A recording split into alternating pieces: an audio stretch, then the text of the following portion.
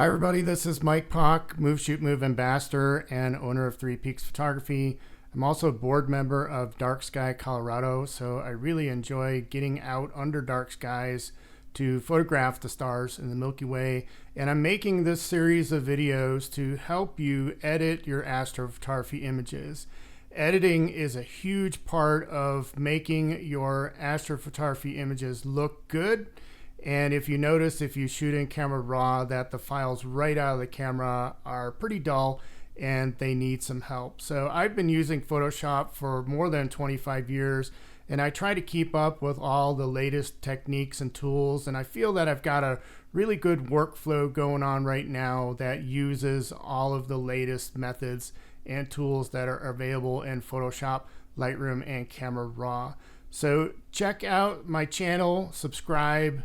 The stuff that I've learned recently has really improved my images a lot. And check out all the other stuff that I have for using the Move Shoot Move products to get some amazing tracked images of the night sky. So we'll see you out there under some dark skies. I have a few images in the queue here in Adobe Bridge, and I'm a Bridge Camera Raw Photoshop user. If you're a Lightroom user, then you should easily be able to follow along with all the things that I'm doing. All the tools inside of Camera Raw are basically the same as they are in Lightroom's Develop module. So here's a few images that I have chosen for this demonstration. What I'm going to do is edit them without using any masks. So these are some very simple things that you can do to improve the look of your astrophotography images.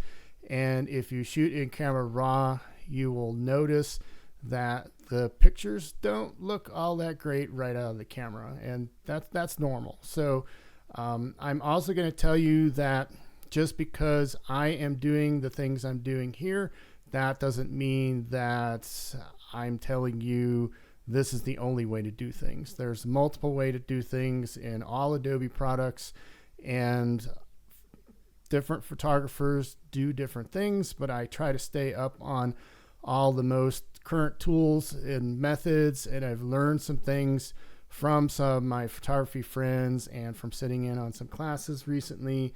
So I would encourage you to take a look at what some other people are doing, and then you'll develop your own sequence, your own workflow. And I'll tell you also that I'm very happy with my workflow right now. The tricks and tools that I have learned about recently have really made a big difference in the way my images look once I have them edited. I'm going to open all three of these images in Camera Raw, selecting them first, then using the keyboard shortcut Controller Command R. And now we are in Camera Raw. If you are a Lightroom user, you have the same tools available to you. There's only a couple of minor differences in the way that they work. And what I'm going to do first, since all of these were shot at high ISOs, you can see ISO 6400, that's true for all of them. I am going to apply the AI denoise tool. And the reasons for this are, first of all, if I have an image that's shot at high ISO, it's going to have some noise in it. And if I do some adjustments prior to making the denoise adjustment, then I'm going to have to go back in and redo those. Plus, the other thing that makes a lot of sense is, why would you want to make adjustments on an image that's noisy? So just go ahead and do the noise reduction first. I'm going to select all three images, and then I'm going to go down to the detail panel over here and just click on the little box that says denoise. And once I do that, then I'm going to get this dialog box. It's going to take a couple minutes for this to do its thing, so I'll speed up the video so we don't have to wait that long. Once the denoise operation has finished, you'll notice that the slider is set at a value of 50. And that is the default setting I find with images shot at ISO 6400. This is a good place to leave that. If I've shot at a lower ISO, maybe 1600 or something like that, I'll bring it down to 35 maybe. If I've shot at an ISO higher than that, 8,000 or 10,000, then I might bring it up to 75. One of the things that you have to be careful of is losing detail in some of your subjects. So if we look at a picture like this with the barn in it, if we've done too much noise reduction, then we may lose some detail in our barn. And in that case, if that happens, then I want to reduce the number on the slider, maybe down to 35 or 30 or something like that. Okay. All right. So we're going to take a look at this image first. I am doing these adjustments without using any masks. So there are some challenges to this method. If you want to edit just a single shot, then this is one way that you can do it. It does make life better if you're using masks, and I'll show you that in video number 2. But just for now, let's do some simple edits and see what we can do. So I'm going to start off by increasing my exposure. About a 1 is going to be good right now. And just remember that I can change these settings anytime that I want. I am working completely non-destructively, so at any point in the process I can tweak things, I can move sliders around. So I'm just going to set them at a starting point, and then if I need to later on, I can move them. If I click done, it will accept my changes, and then if I want to edit it again some other time, maybe open it up on a different day and things don't look quite right, then I can make those changes. So at any point I can decide to change my mind. Okay, so bringing up the exposure, I'm going to bring up the shadows, and let's see, it looks pretty good, maybe around a 70 for now. And then I am going to add some dehaze to my sky. I like the dehaze tool because it gives the night sky this really great contrast, lets the Milky Way pop out. And one thing that has become rather popular to do is star reduction. And I'm not a huge fan of that because we go out to these really dark places to see all these stars, and then we end up taking them out of our images because they look like noise. Well, one of the things that we did to help that was to do the noise reduction to begin with. So we are reducing some of the tiniest stars that way. And then another thing, if you want to soften that even more, you can take the clarity slider and slide that down to the left. I have found that somewhere between 20 and 30 works pretty well. And the next thing I'm going to do is go down to my curves panel, and what we're looking at here is our histogram. And normally with a night sky image, your histogram has these 2 spikes, and it fills up roughly 1/3 of the left-hand side of the histogram. And what we're going to do here is we're going to grab points on this curve and create an S-curve, and that's going to really increase our contrast. And the first thing I'm going to do is grab a point on the line that's to the right of the spike on the right-hand side, and just bring this up a little bit. I'm going to continue to tweak this as we go along. Then I'm going to grab another point on the left side of that large spike and bring it down. And this creates my S-curve, and it really makes that sky look great, and it makes the Milky Way core pop. So I'm gonna keep working at this until I like the way it looks. I might need to make some further adjustments to my other settings, but if I do, I want to make sure that I always go back and check my curves just to make sure that the histogram hasn't shifted on me. Okay, so this is looking pretty good to me right now, and I say that as far as the global edits, we're looking really good. If I zoom in here and look at the bottom right hand part of my sky, you'll see that I have captured quite a few satellites, and this has become a really big issue of late, especially in the times just after sunset and just before sunrise. That's when the satellites really catch the light from the sun and they show up in your images. So I'll show you how to get rid of a couple of these just to show you the technique, and then we'll move on to some other things. So I'm going to go over to the remove tool, and I can choose generative AI if I want to.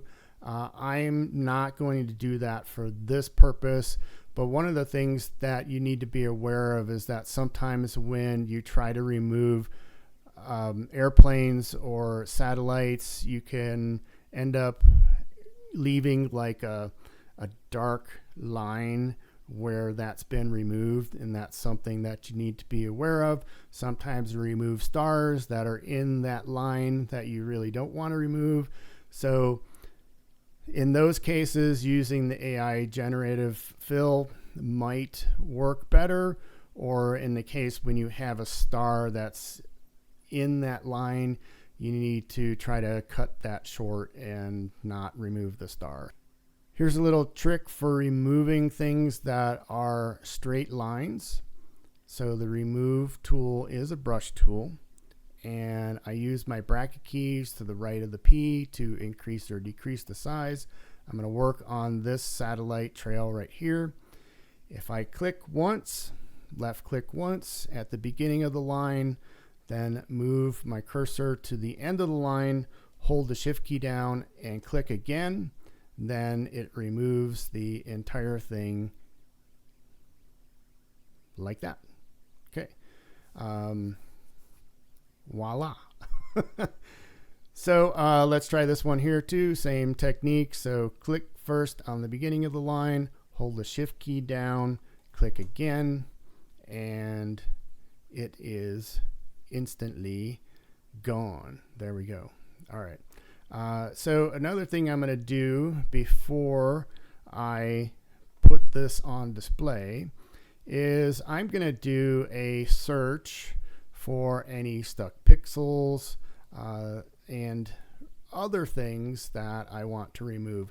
Here's a little red stuck pixel. These are very common for long exposures in the dark, and my camera likes to create red ones a lot. So just click on that and remove it. I've got this really annoying house with a green light that unfortunately is always on, and I will remove this. I'll show you something that I can do here that will help to remove it more easily. I've got a couple of airplane trails too. So sometimes with something that's a little bit more complex, I will bring this into Photoshop and remove it instead of trying to do it here. So with the remove tool selected, I'm going to change my brush size, and then I'm just going to brush over all this ugly green that I want to remove and see what happens. I got a couple of spots left, so I'm going to change my brush size again.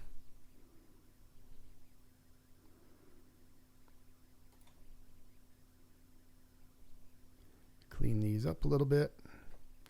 I sometimes like the tool inside of Photoshop better. There we go. That looks pretty good. And we've got airplane over here.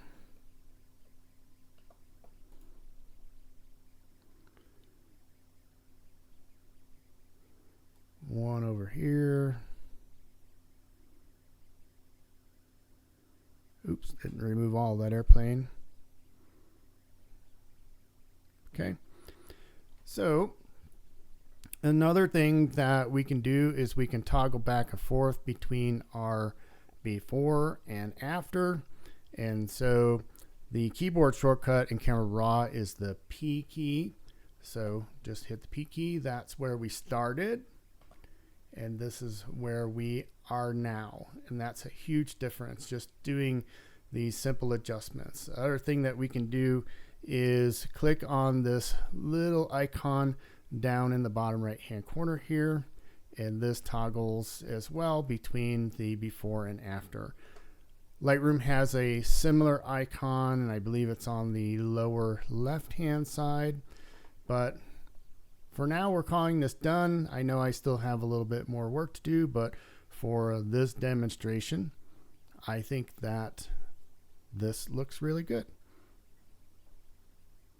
One of the things I want to point out is that if I separated the sky from the foreground with a mask, then I no longer have that problem having to recheck my curve when I apply that to my sky.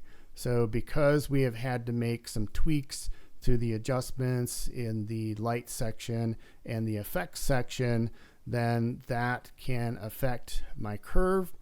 And if I've already separated the sky from the foreground, then I have applied that curve adjustment to the sky. Using masks eliminates that problem. If you watch video number 2, you're going to see how I can do this a bit better if I'm using masks. So let's move on to image number 2. This is the same location, by the way. This is one of the locations I use for my astrophotography workshops in West Cliff, Colorado, which is Colorado's first dark sky community and the second highest in elevation in the world. All right, so I'm going to start off. I already did my AI denoise, and I'm going to leave it there at 50%. See right there at 50%. And then I'm going to start off with increasing my exposure. And about 0.75 looks pretty good for now. I can always change this if I need to. I'm going to increase my shadows, bring out some detail in that foreground. Leave it right there about 70 for now. Now I'm going to go down to my curves. And again, my histogram looks very similar to the last shot. This is typical of what you see in a histogram for this type of photography, these two peaks. And I'm going to grab a point to the right of the peak on the right, bring that up a bit, and then grab a point on the other side and pull that one down. And now I'm creating that contrast. There's a crazy amount of air glow in the sky. We typically get a lot of air glow at this location. I'm not exactly sure why. You can see as I've moved my point on my curve that my shadows have gotten deeper. So I'm going to have to go back up to the shadow slider and move that to the right to get more detail out there. Okay. All right. Let's see. Now I'm going to go ahead and use the dehaze slider. I like the dehaze tool. It really does a good job of adding contrast to that sky. The thing, you have to be careful with the dehaze tool, because if you go way too far, it looks like that, and that does not look good. So use it to your own taste. We're going to leave this one about 40. And then I'm going to take the clarity slider and move that down. I'll leave it at 20. Okay. So that's looking pretty good. If I hit the P key, also the other way to toggle back and forth in Camera Raw is to click on this little icon in the bottom right hand corner. It shifts us from before and after. Okay, there is a similar button at the bottom left hand side, I believe, in Lightroom. And again, in Camera Raw, we can simply use the P key, P as in photo, and flip back and forth between now and then. I'm going to check my points on my curve, and they did shift a little bit, so I'm going to move them just a touch to readjust. And then, of course, I'm going to have to do some cleanup. What I like to do is zoom in. Control or Command plus in Camera Raw allows us to zoom in. Spacebar turns into the hand key.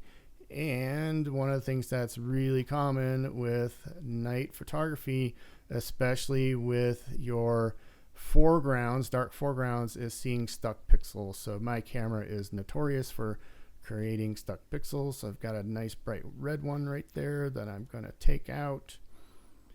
And then what I'll also do is scan the whole image. I'm just going to do very quickly here. Look for some more of those red stuck pixels or stuck pixels in any other color. I don't see any just now. I would do a much more thorough job if I was preparing this to be put on display or printed. Here's another spot where there's something, maybe a house in the background there, and I'm going to adjust the size of my brush and just brush that out and get rid of it. Okay, looks good. All right, I'm going to zoom back out. That looks really good. I'm going to say we're done with that one for now. Again, I can always go back and change my settings on my tools, on my adjustments, making sure that it looks the best that it can be. All right, here is another one that is taken at a different location where in Westcliff, where I have my workshops, and I was lucky enough to get this meteor in the sky in a perfect place in my composition. I also caught a satellite there, and we're going to take that one out. But I'm going to start off again, adjusting my exposure. Let's see, about 1, maybe a little bit lower. There we go. I'll just leave it there for now, and bring up my shadows.